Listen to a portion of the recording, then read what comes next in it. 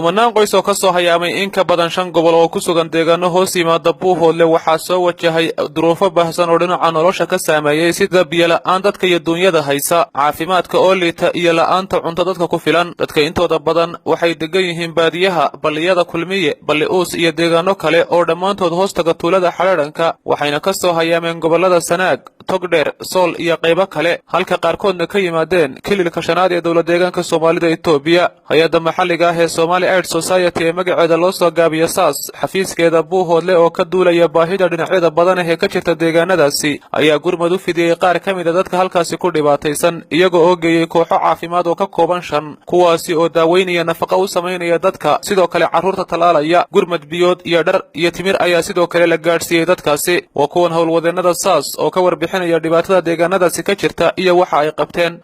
waxaanu gurmadka abaaraha ugu nimi annagoo isku dhan xafiiska SAS bahda caafimaadka ee gobolka Buuhoodle tuulooyinka ah Hagogane Meegagle Qoriley Kulmiye iyo Bali'uus dad dayacan oo halka ugu nimi dibadeed waxaa halka hay'adda SAS ay ugu qaybisay iyo bahda caafimaadka wada socda nafaqadii biskudiiqi biyihii timirtii dharkii iyo talaalkii waxa meeshan ka jira waxa weeyaan arin af aan laga sheeg karin naagaha cabirkoodu uurka wuxuu marayaa 15 17 16 ayuu marayaa ilmaha yar yarka marka cabirka gacanta la saaro waxay marayaan 11 biyo ma haystaan cunto ma haystaan waxa inta dadka wadada soo qaar ka mid ah ka yimaadeen gobolka ugu shisheeyay Ceerigaaba ka yimaadeen Sanaag qaar waxay ka yimaadeen Sool qaar waxay ka yimaadeen Togdheer qaar waxay ka yimaadeen kililka shanaad qaar waa deegaankii Buuhoodle marka masiibada rabbaaniga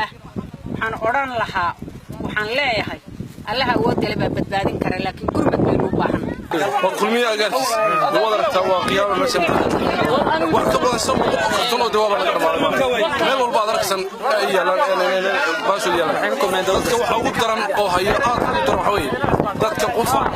iyo suban iyo dhisikariya haysta dadka mas'uuliyiinta SAS ayaa sheegay in gurmadka deegaanadaasi gaaray iyo baahida jirta aysan isu dhigmin iyagoo baaq u soo jeediyay cid kasta oo gacan ka geysan karta dhibaatada taagan sida ay sheegaysa madaxa xafiiska SAS ee Buuhoodle Mulga Dolaal waxaanu ka codsanaynaa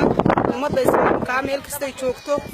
inay dadka dhibaataysan islaamka soo caawiyaan annagu heli karaynay maanta waanu keenay